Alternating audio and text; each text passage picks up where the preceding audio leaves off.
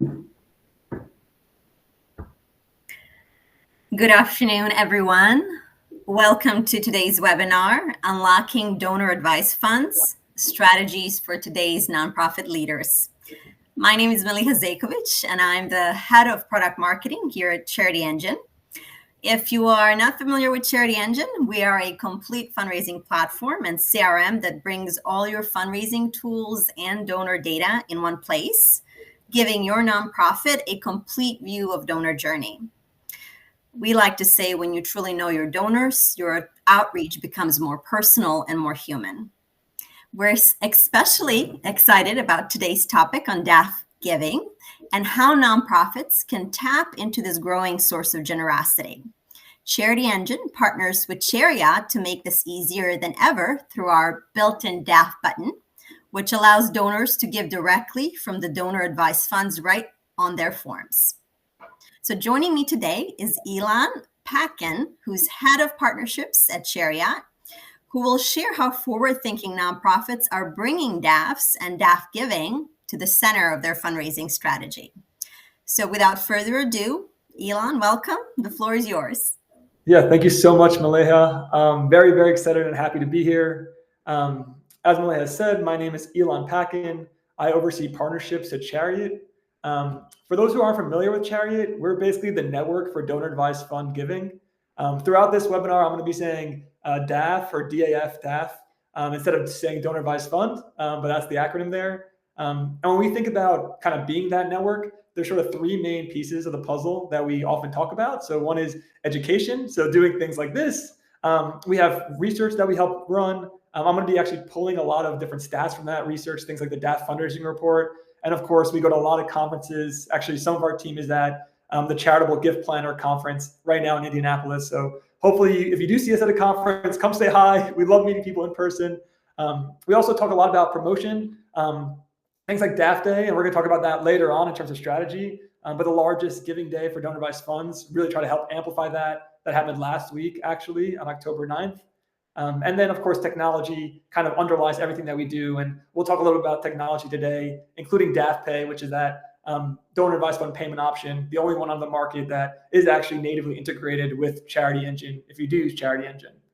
So in terms of an agenda for today, this is kind of high level, but before we go into that, I would love for people in the chat, why don't you just put kind of your name, where you're from, or where you're kind of listening in from, just to make it a little more dynamic. And as we go, if you want to ask questions, there is a Q&A section. So that's a good place to ask questions. And obviously, we'll do our best to answer the questions as they go. So let's see, is the chat function working? Are people to put in the chat kind of where they're, what organization they're with or where they're calling in from? And as the chat kind of gets picked up there, just in terms of the agenda, here's kind of the pieces we'll be talking about. So one, we're going to do a quick DAF refresher, just keep it kind of pretty light. Number two, we'll talk about the latest DAF market trends, just making sure that everyone can see what's happening in the DAF space as it continues to change and evolve.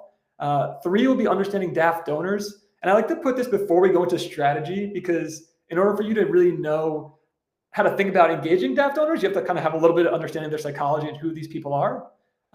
Four is kind of the meat of the presentation, the conversation today. That's going to be around setting up a proactive DAF strategy. So what can you do at your organizations to help capture more of the $250 billion plus that are available in donor advised funds? And then, of course, we're going to leave time for Q&A at the end, help answer questions. So really exciting agenda today, and I'll try to move pretty quickly through this. But yeah, keep it dynamic. And I do see people coming in. Good to see you, Jay from New York. I'm actually in New York as well. We got Matt from Atlanta, Georgia. I'm seeing Nicola from Indiana. Got some Columbus, Ohio. So we're seeing nationwide folks here. This is great. Appreciate it. Please keep that coming in, and let's keep the chat active just to make this more dynamic, because it's not just me talking for an hour here. All right. So just to kick it off and keep the engagement going, we're going to do a quick poll of the room. Miliha, can you help kind of set that poll live? Yes, we're going to get that going in a moment here with our assistant, Neha, who will be popping the poll right on the screen for us in a moment. Amazing. Yeah. And so part of the poll here, the question is, how confident are you in your organization's donor advised fund strategy? And number one, a 1 is not at all confident. I feel like we barely know what donor advised fund is, let alone have not much of a strategy in place. And a 5 would be, we feel super confident. We have a strategy. We're executing on it. The ball's rolling. We feel great heading into year end. So we'll give people a minute, a couple of seconds here to just pick 1 through 5. How confident are you in your donor advised fund strategy?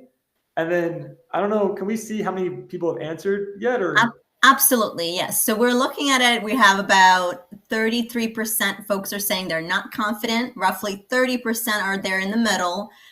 0 have said that they are extremely confident. So I'm sensing there's an eager audience here. Okay, we got a third on the 1s, not at all confident, 3 in the middle, a third in the middle. Dang, I'm not somewhat confident. So hopefully what we're going to try to do, at least by the end of this conversation, is get at least everybody to a 3 or a 4, if not, give you the foundation to get your organization to a 5. And we're going to try to give things, I'm going to try to share sort of strategy that are really easy to implement so that anyone on this call has very actionable takeaways in terms of things you can do as we head into Giving Tuesday coming up. And then, of course, year end and Q1 and 2026 and beyond. So just to level set here, quick DAF refresher. What is a donor advised fund? It's basically a tax advantage account for charitable giving. You can think of it kind of like a 401k, how they have that for retirement, or an HSA for healthcare. And the beauty of a DAF is that a donor can put money into their donor advised fund account, and they get a tax deduction immediately upfront.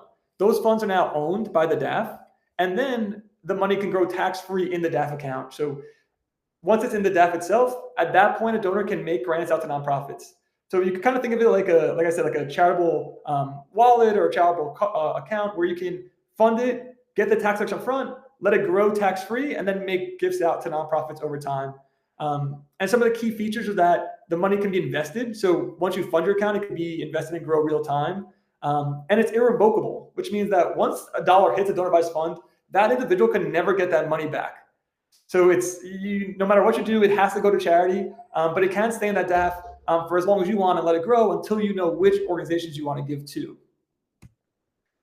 And just for people who are still getting familiar with donor advised funds, you might hear different types of DAFs, which sometimes can be confusing. So there are community foundations, over 750 in the country. So you have in New York Community Foundation. You have in Chicago, the Chicago Community Foundation, Silicon Valley Community Fund. So a lot of different DAFs in different regions across the country. You also have commercial DAFs. So those are the big brokerages. Probably folks know about Fidelity Charitable, Schwab Charitable, which is now DAF Giving 360, or Vanguard Charitable. Those are the big commercial DAF providers. You have single issue DAF providers. Those are often religious based or cause area. So maybe some around, let's say, the environment or National Christian Foundation or Jewish Communal Fund. And then you have broader national DAFs that are often tech forward. So that might be where you have folks like DAFI or CharityVest, and a lot of new entrants emerging in that space, in that national sort of tech forward, just kind of be forward thinking donor advised funds. Over 1,150 different types of providers in the US market. And why is this exciting? Why is it a topic of conversation? Probably why are we all here today? It's because just how fast donor advised funds have grown in the last 10 years. You're talking about a 5x growth in number of assets. And that number is now actually over $250 billion available in these accounts. And it's important to remember, every dollar in a DAF has to go to nonprofit. It can't go back. So that's really just a super available pool of funds that if we get our donors to be engaged and excited to give, is readily available to go to a nonprofit. 6x in terms of grants, 10x practically in the number of accounts. And I think what's interesting is the average account size is coming down, which is a really amazing trend, which shows that DAFs are being much more democratized. It means that people are setting up DAFs, not just if they want to fund it with hundreds of thousands of dollars, but you have a lot of people setting up donor advised funds with $5,000, $1,000, even a few $100s, and funding it on an ongoing basis in how they want to use it. And we're going to talk about why that might be in terms of when we get to the donor advised fund psychology section. But just interesting trends there showing just the proliferation of donor advised funds across the US market in philanthropy today. And some of the key benefits in terms of why donors might want to use a donor advised fund. One is that they help streamline your charitable giving. So you get one tax receipt, all the funds going into that same vehicle. So you don't have to manage tax receipts at a bunch of different donations that you give over time. One portal, you don't have admin or overhead you have to deal with if you were going to do a foundation. It's super easy to set up. The second is accountability. This year, a lot of people saying, I want to give 1%, 5%, 10% of my income to charity. And this is a great way to hold yourself accountable to setting that goal and pre-committing funds to giving that you can then allocate and use over time. So that accountability, and of course the tax savings. If you want to donate appreciated assets, you want to avoid a capital gains tax, you get that full write-off in year one. And that makes it a really smart vehicle for folks who are looking at their full financial picture. Maybe they're talking to their financial advisor and looking at the different assets they have in their brokerage, their 401k, et cetera. Well, your donor advised fund is another piece of that puzzle in terms of your charitable giving and how you want to allocate assets there. So that's going to be it. It's pretty high level. If there are questions about the basics of donor advised funds, feel free to put that in the chat and we can answer more kind of in the Q&A section. But to keep the conversation rolling, I do want to share more about like what's the latest and greatest in the space, what's kind of happening in the last 6 months that we can all kind of make everyone feel like they're up to speed on the latest. Here are some of the biggest trends, and this is beyond just the headline, $250 billion. A lot of people hear that number. They know there's a lot of money in these accounts. Well, what else is happening? You see one, that the rapid growth continues, especially at the largest provider level. Providers of all sizes are growing, but Fidelity Charitable and DAF Giving 360, formerly Schwab Charitable, are the two largest DAFs in the country. And they both grew. Fidelity grew 25%, $15 billion in additional assets last year. DAF Giving 360 grew 34%, $9 billion more. Now that, if you go down one section to the tax policy, is actually, we expect even more growth in this next year because due to the Trump tax code changes, the big, beautiful bill, there's actually a lot of incentives in there and reasons why people might want to make charitable donations in 2025 ahead of the tax policy change into 2026. Things like changing the minimum amount you can give in different scenarios. And we actually have a whole write-up on that on our blog, so you can check it out. But the tailwind is there, and we know a lot of people are talking about doing a big bunch contribution to their DAF this year ahead of the changes in next year. Another big trend is new entrants in this space. So he's talked about those national providers. I think many of you probably have heard that GoFundMe just launched a DAF, GoFundMe Giving Funds. So when you think about the largest direct consumer platform, over 200 million visitors every year visiting GoFundMe, every time someone makes a donation on GoFundMe, they're now encouraging people to open up a DAF through their GoFundMe Giving Funds. And the last but not least trend here that I want to highlight is just the expanding employee benefits. Some folks may have seen Figma IPO as one of the biggest IPOs of this year thus far. Well, as part of that, DAFI, which is another national tech-forward DAF provider, set up all the employees there with donor advised funds. And as part of that IPO, it's a big liquidity event. People are, potentially have a big tax implication because you have a lot of stock that's now becoming liquid. Well, they funded some of that stock into DAF accounts to offset some of that, capital gains tax they'd be paying on their equity from their startup. $100 million went into DAFs, just that one IPO alone. And so we see Morgan Stanley, Daffy, a lot of these DAFs going after these tech companies or places of liquidity, or even offering big financial or legal institutions a DAF as an employee benefit. And that's actually what we do at Chariot. If you give $1 into your DAF, the Chariot matches $1. And so those kind of matching programs using DAFs as a vehicle are becoming increasingly popular. On the other side of the things that we're seeing is probably this DAF fundraising report. This is the only set of research that centers the nonprofit experience in donor advised fund fundraising. There's a lot of research that comes from the DAF providers, but it's very one-sided. And so the insights are limited because they don't know what's happening with nonprofits. Well, at Chariot, and we've worked with our partners at K2D and a few other organizations to create this research. Over 100 million data points analyzed from dozens of organizations. And so we're going to pull out some insights here because this probably is the most directly related to what a nonprofit is going through, someone sitting in all your shoes. So the first is just how big DAFs are in terms of nonprofit sustainability. This chart shows DAF revenue growth versus non-DAF revenue growth. And what we see here is that non-DAF revenue, that orange bar, 2021 was pretty good, but 2022, 2023, 2024 was basically flat or negative, meaning that revenue from non-DAFs was basically non-existent in terms of growth. On the DAF revenue side, continuing to accelerate, 9%, 15%, 30% growth in the latest year. What that means is that when people are looking around and saying, government funding is drying up, we know fewer people are giving to charity, donor advised funds continue to be a bright spot and an area of opportunity for folks who want to diversify their revenue streams and increase the amount of money they are bringing into their organization through their fundraising activities. Another really big takeaway, and this is almost like a counterpoint to a common myth, is that the vast majority of DAF gifts were not major gifts. 69% of DAF gifts were under $1,000. 92% were under $5,000. So historically, a lot of people think about DAFs as just for planned giving. We're talking about ultra wealthy major donors, but actually really that's not the case. A lot of direct marketing teams and a lot of digital marketing teams, direct fundraising teams, or teams who do like mid-level programs between $1,000 to $5,000 are seeing a big chunk of their fundraising happening through donor-advised funds. And this research sort of was like really eye-opening, at least to me. It's thinking that 69% were less than $1,000. So it is really people in everyday moments wanting to use their donor-advised fund to give to charities that they want to support. And now another big piece, and this kind of reiterates that, is that a large portion of mid-level donors, like I was saying, are using DAFs. More than 15% of donors that make 1,000 plus gifts were using DAFs in 2024.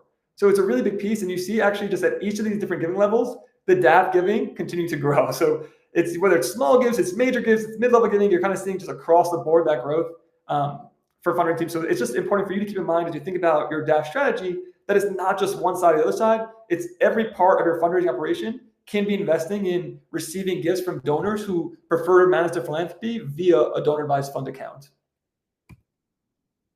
And what actually happens when someone switches to using a donor-advised fund, this I think is what the opportunity sort of looks like. When someone switches to using their DAF to support the same organization they're supporting before, and I want to be very clear about this. We call this like a DAF conversion. It's someone who was already giving to an organization and now switching from giving with a credit card or another giving vehicle to using a DAF. So same donor, same organization. I'm just switching the way the giving vehicle they used. So when they switch to using a DAF, the average increase is almost 10x.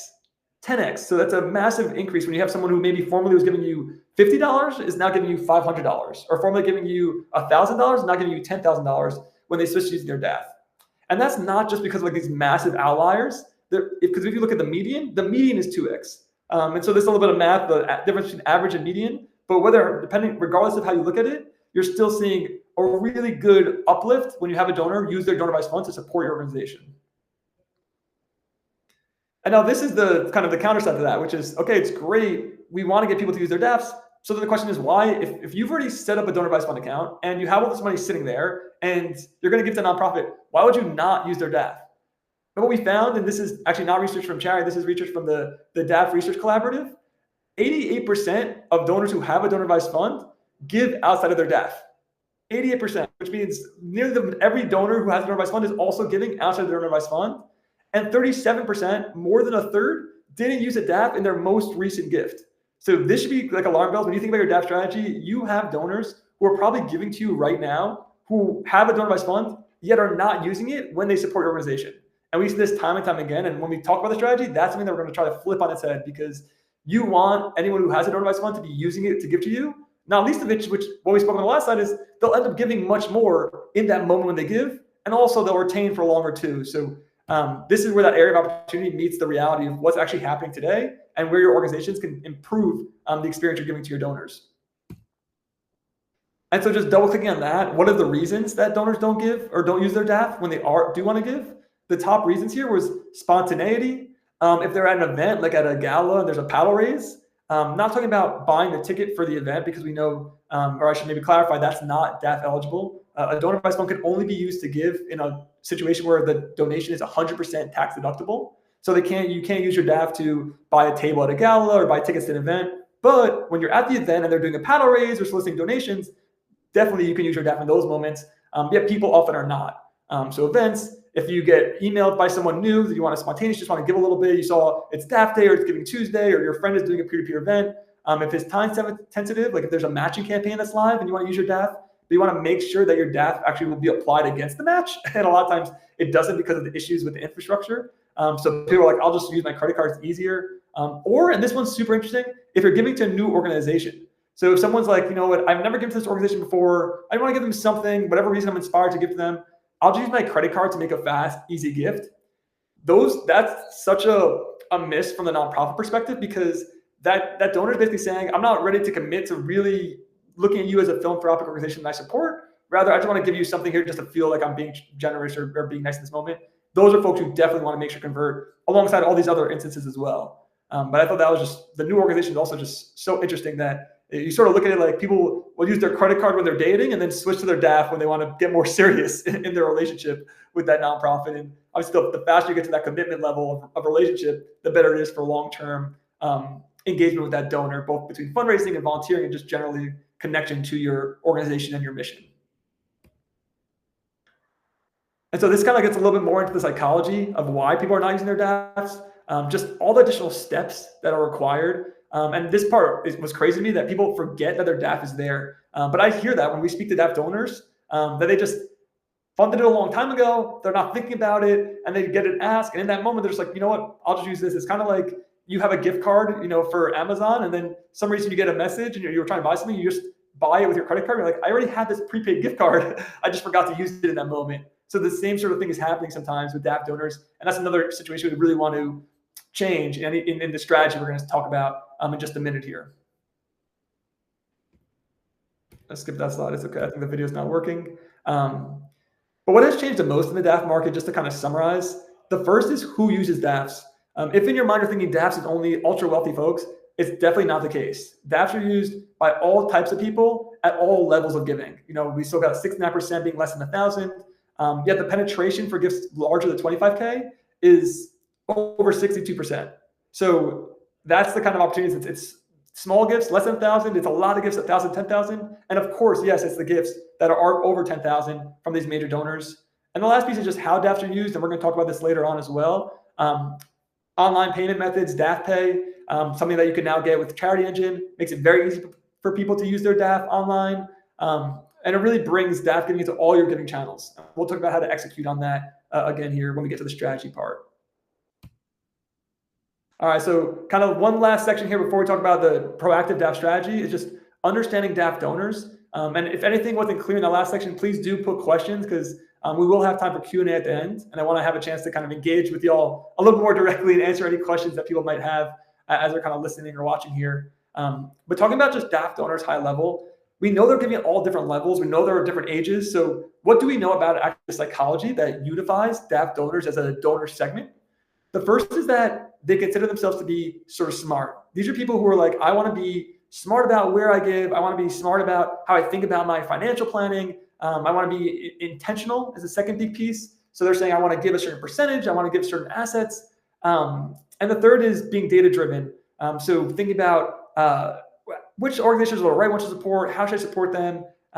These two things come together, creates a sort of unique type of persona that when you're thinking about messaging, which we're going to talk about later on, the messaging should kind of pull on these strings, that you're making the smart choice, that we're an organization that is going to do, use your monies to the best extent possible to solve our mission. Those kind of appeals may be slightly different than the potentially more emotional appeals that are using in other scenarios. This is a little bit more of an intellectual appeal that focuses on, it's a smart choice, it's a good organization support. That kind of thinking, when you're talking to your DAF donors, can end up making a difference in terms of just how you engage them and how they might receive the messaging you're sending to them.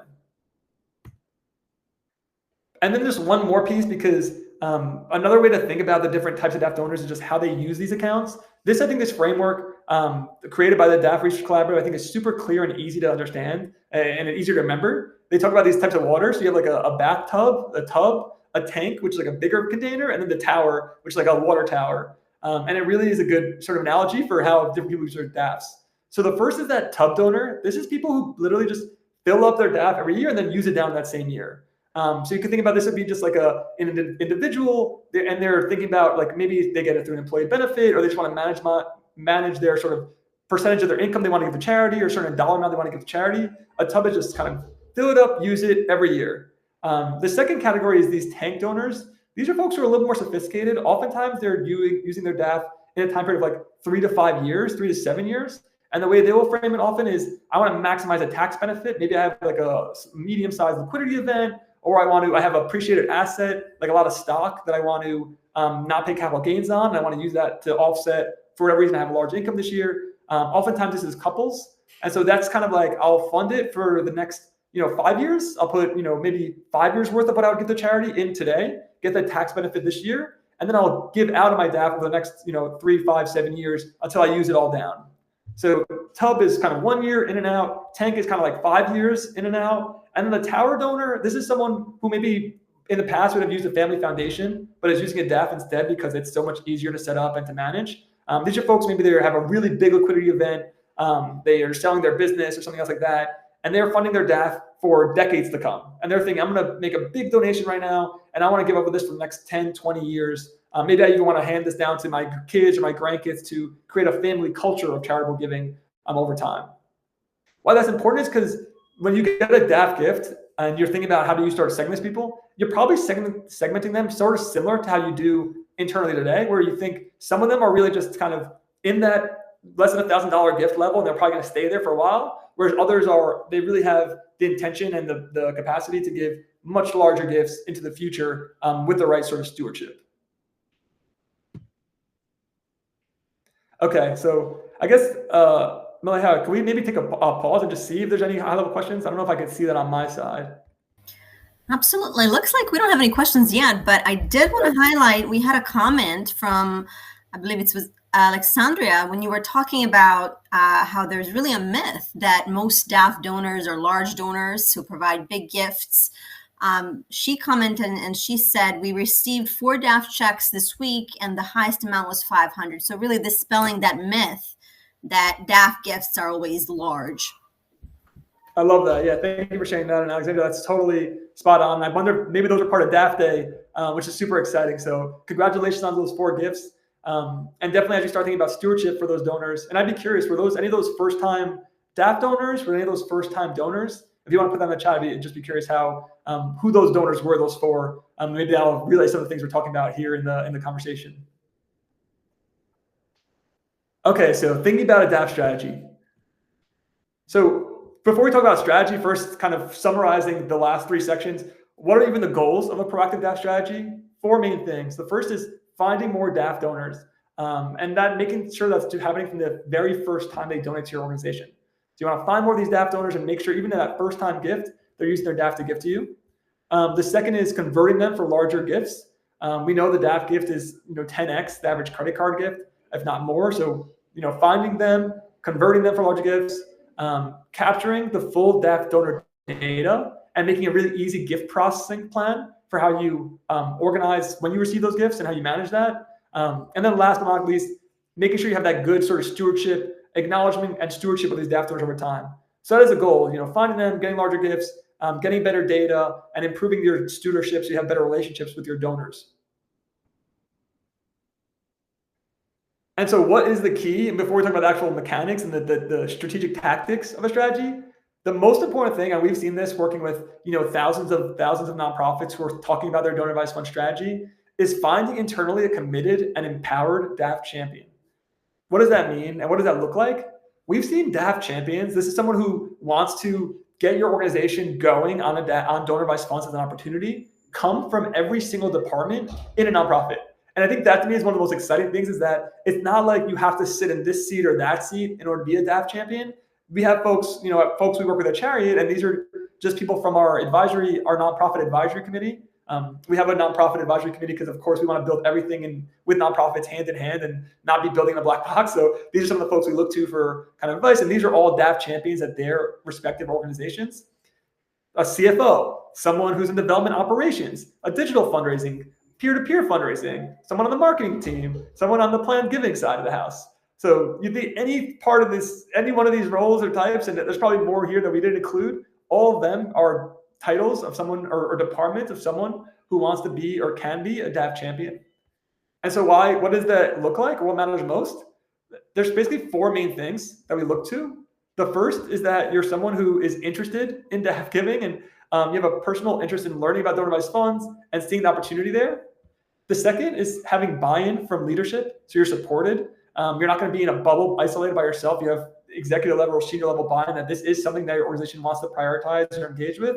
And then kind of going hand in hand with that is that you're prepared to be collaborative, because the same way we spoke about any single one of those people can be a DAF champion also goes to the point that you need to work together with all those different departments, because donor advised funds touch all those different departments when it comes to executing effectively. And the last, but certainly not the least, is being proactive. We know there's so many different things happening. It's challenging. There's a lot of headwinds, and status quo always has a lot of inertia. So someone who's willing to push things forward on their own and try to drive something to move, because really the beauty here, and I'm going to show you this, is that small things can stack up to really big wins, but you need someone who's able to engage the organization and actually be proactive about making change. All right, so dialing in, this is something that I hope everyone can take away from this conversation today, is this 4-part, really simple, but really effective DAF strategy. And it sort of mirrors the goals we spoke about before. So the 4 parts is finding them, converting them, tracking them, and then growing them. So, and it should logically make sense to you, hopefully, that first you have to find them, you have to convert them in your funnel, then you have to track what's happening with them, and then, of course, it's the stewardship and growing them towards long-term relationships. And so that's how we're going to break this down, the strategic kind of overview. It's the DAF marketing communication for find them, converting them. It's using the right technology and making it really easy. The third is how we track them. So we're talking about how to make really clean data to keep your information organized, and then also how you process these gifts. And the last is how do you grow them? That's going to be all that DAF donor stewardship and education. So this is the strategy we're going to kind of dive into right now. So starting with number 1, how do we find more DAF donors? One of the most important things you can think about here when it comes to DAF marketing communication is unsiloing your DAF strategy from a particular part of the organization. And so oftentimes we'll see that donor advised funds might sit just in planned giving, or might sit just with the development operations team. And here's thinking about holistically all the fundraising communication you're doing. How do we make sure DAFs fit, whether it's email communications, peer-to-peer fundraising, direct mail, live events, website, on your website, on your donation forms? Where can you make sure that the fact that you can accept donor advised fund gifts and making it easy for donors to give these gifts is clear across each of those channels. And there's probably many more channels that you all are doing. I'm not even included here. So some of the tips here, first is, calling out donor advised funds as a giving option is super important. Making sure it's clear to donors that they can use a donor advised fund. For those donors who forgot that they have a donor advised fund, reminding them, hey, you might have a donor advised fund. You should use it to give to us in this moment. That's the first super important piece in any of your kind of comms. And the second is then running a DAF specific campaign. This one's really easy to do in terms of just sending out a message to either known DAF donors or potential DAF donors and just saying, hey, if you have a donor advised fund, we accept it. We'd love for you to support us and use that account to give to us. Now, I will say a lot of that is kind of awareness building. And then when you actually do the high inspiration campaigns, whether it's a match, whether it's because you have a really big peer-to-peer event happening, or you're doing big fundraising, that's when those folks will actually convert. But this is super important in terms of just making sure everyone has their donor advised fund top of mind in a vehicle that they can use to give to you. The second is for the direct mail and live events, creating a scan code, a QR code. A lot of organizations are doing this, and this is really effective. Just make it easy to convert someone who, when you are communicating them via mail or a live event, scan the QR code to give. And then, of course, on your website donation forms, having a very clear click here to give via donor advised fund, adding donor advised funds as a payment option on your main donation forms. And if you have a ways to give section, including donor advised funds as a ways to give section, and making sure that page, beyond just being an information communication page, is also a page that drives conversion. So you can actually get more donations. And definitely I put some pro tips on the bottom. One of the biggest ones that we see is just make sure to spell out donor advised fund. A lot of DAF donors don't know the acronym DAF. They don't think of themselves as DAF. Obviously, we're all work in this space, so we're more familiar with it. But whenever you're kind of doing the communication, writing out donor advised fund is super helpful. One other tip: include your EIN on your website in a easily findable place, whether it's in the footer or on your ways to give page, because that EIN is that unique identifier that oftentimes will be helpful if someone wants to give to you. And I've had many experiences. I'm searching for an organization, and on their website, I can't find their EIN anywhere. So something easy that anyone could do who's listening to this webinar today, just make sure EIN is very visible on your website.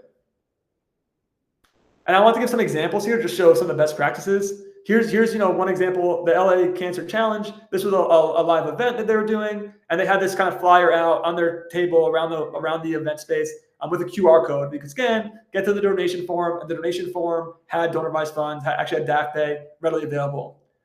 Here's a direct mail example. This was a mail flyer that Susan G. Komen did, calling out DAF Day, which happened last week, explaining like the impact. So obviously highly emotive image there, but showing, every 46 seconds, someone in the US hears you have breast cancer, a very kind of strong point. And then directing people to their donation form there on the flyer. Two more examples. Here's a live event solicitation. You see the QR code again. This actually at this live event, a third of the funds they raised, there's thousands and thousands of dollars, came from donor advised funds. So obviously really powerful in a live event to make it very easy for someone to give from their donor advised fund.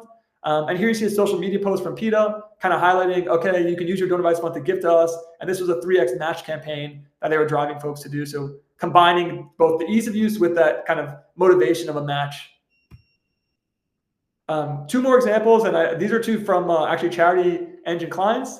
So you see Wounded Warrior Project. They have their donor advice fund waste give page, and right in the header, high conversion, the DAF Pay, give a donor advice fund, kind of asking someone to give right now. So that way anyone who lands on the page can immediately convert and give.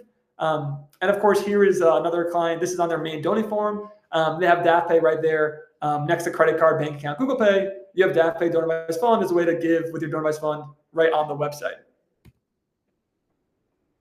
So when are good opportunities and times to kind of solicit for DAF giving? So the one that's coming up most immediately right now is Giving Tuesday, obviously December 2nd. Because donor advice funds can now be used online in those giving portals that we know, like we spoke about, so many people use their DAF account to give, these kind of annual fund level gifts, annual giving level gifts. Giving Tuesday coming up is a great time to remind donors, hey, if you have a donor advice fund, you can give to us, and make sure that wherever you're giving, it's easy for them to give. The second, of course, is year end. Probably the biggest time for donor advice fund giving is in Q4. We're talking about December, so right after kind of the follow-up to Giving Tuesday. So making sure you're asking for these DAF gifts as we head into November, December, super important. Number three, something that often gets overlooked, is Q1. So something really interesting about donor advice funds is that because you're separating the financial decision of how much do I want to give to the charity and which assets do I want to give from the decision of where do I want to give, you see a lot of people who will fund their DAFs at year end because they want to get it in a certain calendar year, especially, like I said, this year with the tax changes, 2025 will be a big year for people funding their accounts. But a lot of people have not actually donated those funds. So you have a big kind of surge of assets in donor advice funds at the end of the year. And so, yeah, there people are giving in Q4. Like I said, Q4 is a big giving time. But you have a lot of assets that are now rolling over to Q1. And where a lot of other people are kind of sort of drained because they, maybe gave a lot of gifts in Giving Tuesday, year end, whatever it might be. And so organizations might feel uncomfortable asking for more donations in Q1. For donor advice fund donors, you're not asking them to decide, if they're going to pay their mortgage or their credit card bill. You're saying, hey, you've already set these funds aside. You can't get them back. Will you continue to support us in Q1? And you can figure out what the right ask is. But certainly DAF donors are a great audience to engage in Q1 because they have a lot of assets in their accounts most often right at the beginning of the year. And you're not asking them to take out of their personal wallet. So it's already funds they've set aside. It's a lot easier because they're not making a financial decision. They're just making a where do I want to give decision? And that's where you can start making the case. Hey, every dollar you give leads to this impact, or every, or basically that kind of argument that's more for an intentional data-driven donor, good arguments to make in a Q1 campaign targeting DAF donors. And the fourth one, of course, is DAF Day. I would say I would have put this first, but that happened last week. So, hopefully a lot of you were able to engage in DAF Day, get verified, get some gifts. But DAF Day is in October every year. And so it's never too early to kind of mark the calendar now to make sure that even if you weren't part of DAF Day this year, or especially if you weren't part of DAF Day this year, you're geared up to be part of DAF Day in 2026 in October. So those are some of the biggest opportunity times to kind of make sure you're soliciting for DAF donors beyond just including donor advice funds in all of your marketing communications in a way that's just easy for someone to give to you. All right, so the second thing here, I'd be remiss at Charity if I didn't talk about just how easy it is to use your donor advice fund now. DAF Pay is basically the only donor advice fund payment option. And the way it works is really, really simple. A donor just clicks the DAF Pay button. They can select their donor advice fund provider from over 1,150 different providers. DAF Pay is directly compatible with 85% of the market in terms of assets. So you can select a provider, log in with their username and password right here. This is their username and password with their DAF. So they don't have to have a Charity account or a CharityEngine account or anything like that. They just can log into their DAF account that they already have. And then they right here click donate and they're done. So it's literally 3 clicks. It can be done in 10 seconds. Basically like Apple Pay, but for donor advice fund giving. And just 2 things to highlight here that I think is really, really interesting. The first is the fact that the donors can see their account balance right front and center. That's like a massive psychological anchor for people to say, hey, you have all this money in your donor advice fund. Will you give a little bit more? And we see a lot of people will end up going with having intended to give $100 or $500 when they see their account balance. So you know what? I could give 1,000. I could give 5,000 because, by the way, these are often invested in public assets and public securities. So if the stock market is up, you might have funded your DAF with, let's say $1,000 in Q4, but you might have $2,000 by the time Q1 rolls around. And so it's almost like you got a free $1,000 just from the appreciation of the stock market. So that ends up being a really powerful anchor. And the second piece is just all the donor information. So We know a lot of times DAF gifts end up being anonymous, which is very frustrating. But with digital DAF giving, you'll get all the information off of your CharityEngine donation form, as well as information here captured in DAF Pay. So you'll always know the donor's name and their email address and their mailing address, which will be really important when we start talking about stewardship later on. And I figured I would just show you one example here. Let's see if I can open up this form. You'll follow me here. So this is just, I just picked one example from CharityEngine, their donation form. And you see right here, and this is like the best opportunity because it's right next to all the other standard giving options. It's right on your main donation form. So it makes communication a lot easier because anyone who lands on this form will immediately be asked, basically, this just literally listing donor advised fund right here is essentially you asking, hey, do you have a donor advised fund? Would you want to use it? And then of course the donor can select DAF Pay right there and start going through the flow and complete their gift. So really nice. And that's one of the exciting things. I was excited to talk to CharityEngine's audience in particular because they've already done all the hard work. They've already added this to the tech stack. It's on your donation forms. So it makes it really easy for anyone to kind of start driving conversion here really effectively. And ultimately, what does it mean when you drive conversion? It's going to end up meaning that you're looking at, let's get this full screen again. Sorry about that. It means you're looking at more dollars and more donors, which were kind of the first two principles we spoke about. And just a few examples here. You look at PanMash Challenge. This is a little bit dated. They've actually raised over $8 million through DAF Pay over the last 2 years. Crisis Response and GoFundMe. These are like high urgency appeals, people increasing their DAF giving 5+% through these online campaigns. Giving days and events, kind of like I spoke about before, that live event. This is where they saw over 30% of their funds from that QR code of the live event come through donor advised funds in that single instance. So just a lot of opportunity to raise, like I said, raise more money and get more of these donors in the funnel. So sort of switching gears into the third part of the strategy. So we spoke about how do you find more DAF donors? The second thing we spoke about is how do you convert them more effectively? Now we're going to talk about how do you track these donors. We're going to talk a little bit about data. We gave here, 8 best practices in terms of DAF data. One of the ones that I always like to highlight, especially is just like, is this a DAF gift? Yes or no flag. That's going to be super important because as you set up a strategy and you want to track what's happening, you're going to want to know your DAF gift so you can see how things have changed over time. And so just that simple yes, no flag, is this a DAF gift or not, is a super easy but powerful way to start organizing your DAF giving in your database. Because I know I've engaged a lot of nonprofits who, when you ask them, how much have you raised through donor advised funds, have a very, very hard time answering that question. And that's a shame because as you invest in this strategy, invest in these donor population, you don't want to you want to know how things are moving. You want to know the impact of your work. So that yes, no flag is really big. 2 and 3, hard and soft crediting. We recommend hard crediting the DAF provider and soft crediting the donor. That way that the actual donation, the hard credit, it comes from the DAF because technically that's really what is happening. The DAF is making a donation to you, not the donor. But of course, the soft credit is important because that's the person you need to be thanking, you need to be stewarding. Fidelity Charitable does not want your thank you letter. They don't care. So definitely getting the soft credit right for the stewardship is important. Of course, the fund name, that's really important. Any other notes? Oftentimes, sometimes if it's not anonymous, it might just contain the fund name. And you don't want to lose the fund name and just say, oh, it's anonymous, because if that same fund name gives to you again, you want to be able to track that because you never know, maybe down the line, you will get that donor's name and email, and you want to be able to then tie it back to their historic giving record. So definitely the fund name, the date issued, any tags, an anonymous flag, yes, no. And of course, if you're using DAF Pay, it's worth having a flag, yes, no there as well. One of the really nice things in this I mentioned before is that if you're using DAF Pay through CharityEngine, you're always going to have the donor's name, email, and mailing address, and you'll always know it's a DAF gift right away. So it makes some of this coding really, really easy because you'll get basically all the information here. You'll get real time instantly once the gift is initiated by the donor to make it easy to kind of track what's happening with the gifts as you're receiving them. I know it's easy to give the tips, but I also want to give actually tests that you can do. And this, I think, is just like really easy. You could screenshot this or watch the recording here. But here's just 5 basic tests that your team can do to make sure that your data is clear on your DAF fundraising. The first is gift size. So gift size distribution. If you have a lot of gifts that are less than $18 and that you're attributing to DAFs, it's most likely you're including non-DAF things as part of that. You might have maybe payroll giving like a United Way, not a DAF gift. Other things like that, maybe matching gifts like Beneficiary. These are not DAF gifts, and it's very rare to get gifts less than $18 from a donor advised fund. So if you're seeing that, probably an easy way to know that you have non-DAF gifts being muddled into your DAF data. Number 2 is total number of DAF providers. While there's 1,100, it's very rare for a single organization to get more than 100. I mean, many organizations probably would be rare for them to get more than a few dozen different DAFs or community foundations supporting them.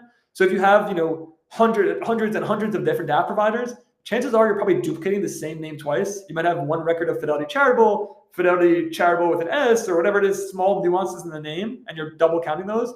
So that's a good signal that you can, hey, clean this up and consolidate how you organize those records. The third is number of gifts per DAF donor. We do know DAF donors are really likely to give multiple times a year, 2, 3, 4 times a year. But if you're seeing a single donor giving more than 12 times, if you have this donor gave 100 times, chances are you're counting the DAF provider as a donor and not the actual donor. So you might get 100 gifts from Fidelity Charitable, but chances are those are 85 different donors. So that's a good test right there. Anonymous DAF giving, if you're seeing that as a really large percentage, you probably have some issue in your data where you're not at least linking the fund name as a signal for who the DAF donor is. Because even if a lot of times they're anonymous with name and email, a lot of times they do have the fund name, and those aren't really anonymous. You're still getting some information, so you should track it as such.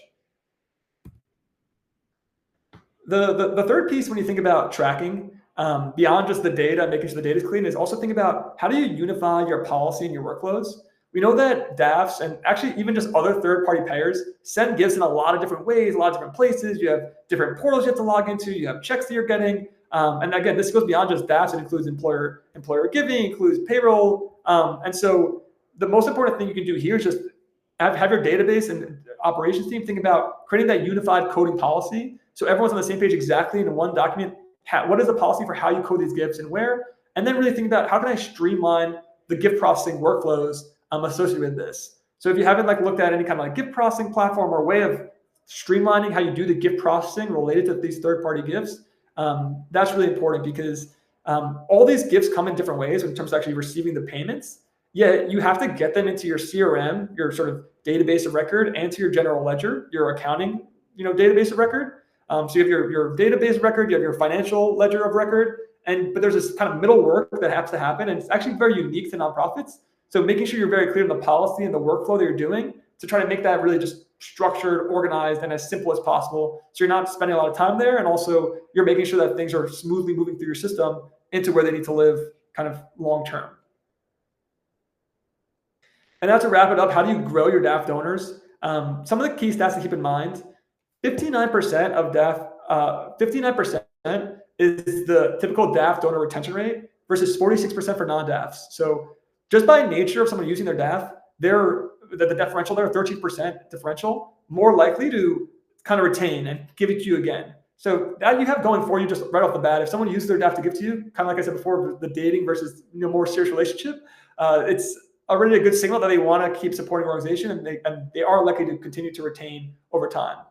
The second one is 20% of DAF donors give more than 2+ gifts a year to the same organization. So that kind of goes to the fact that multiple asks throughout the year are totally likely to be fulfilled from DAF donors. And the third, and this one's really interesting, this is from more like a planned giving angle, 30% list the DAF sponsor as the beneficiary, which means that almost 1 in 3 DAF donors hasn't put down like a family member as a person who's going to receive their DAF if they were to pass away.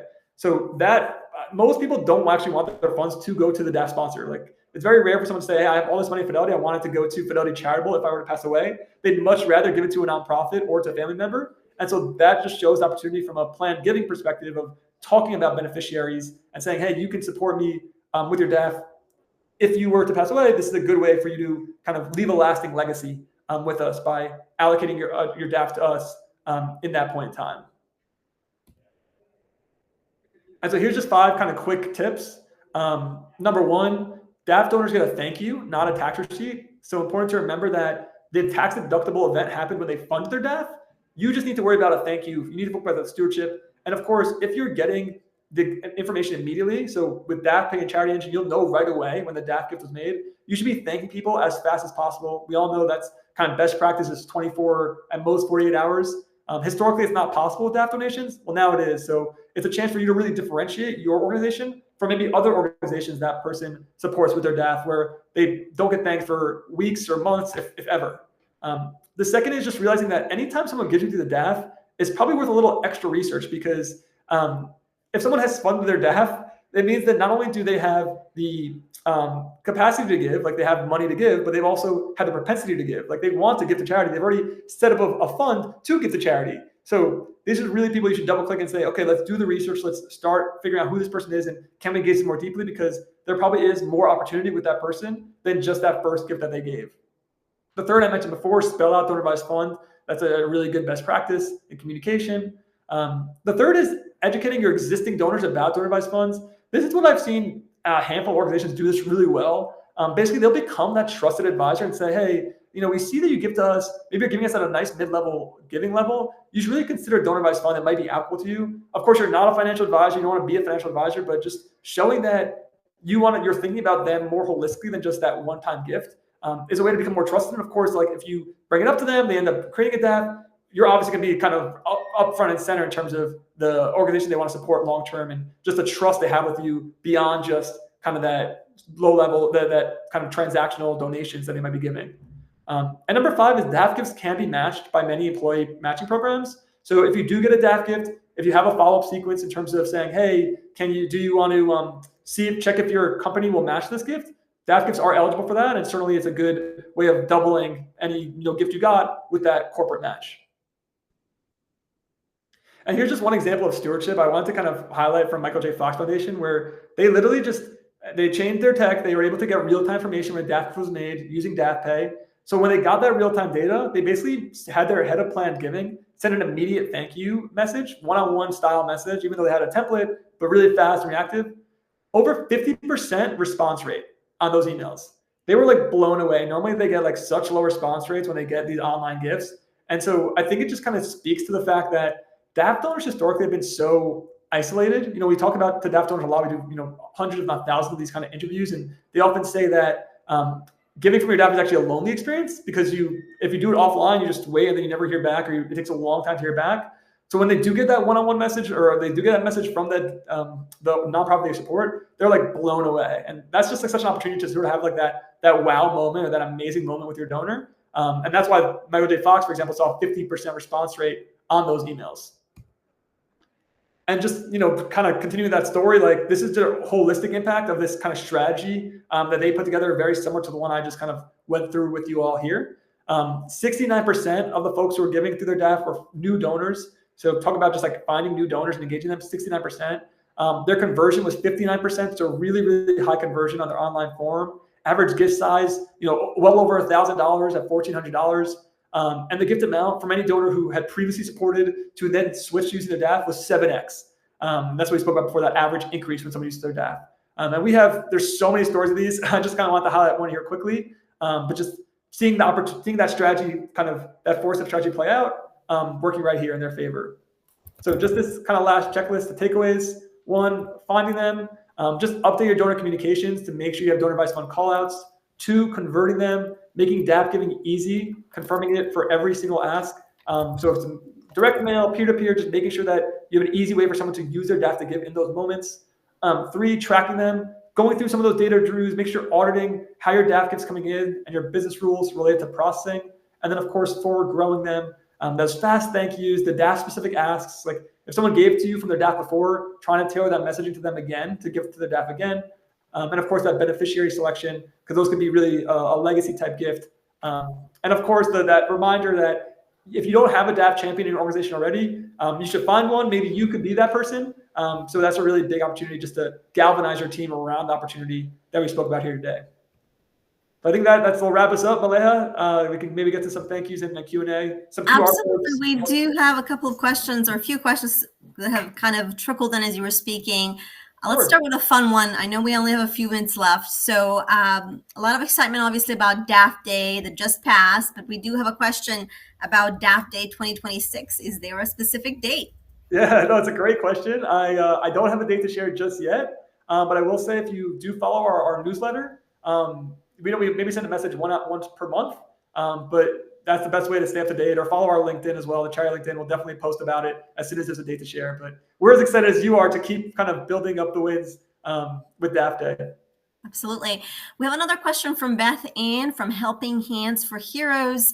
The question is, do you find it being connected to financial advisors who can refer your nonprofit to DAF account owners is beneficial? Yeah. And has anybody else used this approach? Yeah, no, it's a great question. I think what we've seen is that this is very hard to do. So this is the kind of thing that like it sounds exciting, but you're so removed that you have to find the financial advisors. You have to then get them excited about your nonprofit mission. And then a lot of times financial advisors aren't really, they don't want to be like saying, give to this specific organization. They want to be more like open-ended, like, oh, what areas you want to support? They want to help guide people a little bit more, but they're rarely like really giving one organization to support. So I would recommend it. Listen, if you have a financial advisor that you know, or you have a connection to somebody, sure, tell them to remind the people they work with, et cetera. But I think in terms of more effective strategies, there's things I just laid out around kind of communicating to the donors who are already giving to you and finding those DAF donors who, again, might be giving to your organization today, but are just using their credit card to give instead. That is a much bigger and more immediate opportunity for conversion and fundraising than trying to do the kind of the long circuitous route through financial advisors. Fair enough. We also have another question from Ayana. Thank you for this question. The question is, do you find that most donors want, or I guess DAF donors want to communicate on a consistent basis? And I think this goes back to your point earlier, Elon, that traditionally DAF donors have kind of been lonely, right? They were not easily identifiable. And so now that they're much more easy to reach through DAF Pay, what are you guys seeing as far as their desire to be stayed in touch with? Yeah, I think we hear this all the time where a DAF donor will go through their portal, and the defaults in a lot of the portals are anonymous. So they'll end up getting anonymity because they're just trying to click through as fast as possible. And then they don't get thanked. And they're like, I never heard from the nonprofit, whatever it is. And I'm like, well, did you give them permission to thank you or to follow up? And they're like, oh, I didn't even realize. Like a lot of times they definitely want to be thanked. They want to be acknowledged. Now, there are people who are more sensitive and say, I don't want to be on a public website or kind of publicly recognized. I want to keep it more sort of confidential, but are willing to still have you thank them and at least acknowledge the gift. In terms of ongoing communication beyond that, I think this is where honestly having that conversation and thinking about asking them and having, because some people want to hear, more about your mission. They want to think about volunteer opportunities, how they can, maybe visit if you have a facility. That often is the best follow-up to a gift. Not saying, will you give again 3 months later, but actually saying, hey, we'd love to have you do something else. Will you post about this advocacy thing for us and get people to sign up? Will you come visit our facility? It's like, is there a separate ask outside of financial that you can make to engage with them? And are they interested in engaging in that kind of way? That makes a relationship much stronger than just financial ask, followed by financial ask, followed by financial ask. That's a great point.